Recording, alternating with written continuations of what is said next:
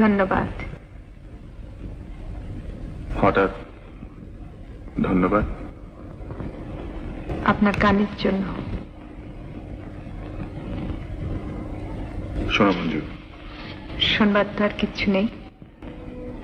ভুল যদি করে থাকি তার জন্য কাউকে দায়ী করব না। ভয় নেই। শোনো,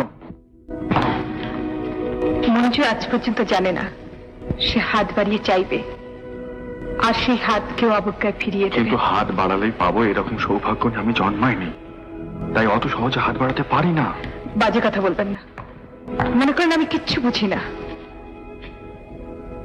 কি বুঝতে পেরেছো? আমার আপনার মাঝখানে এমন একটা কিছু আছে যা ছাড়িয়ে আপনি আমাকে দেখতে চান না বা পান না। কি সে?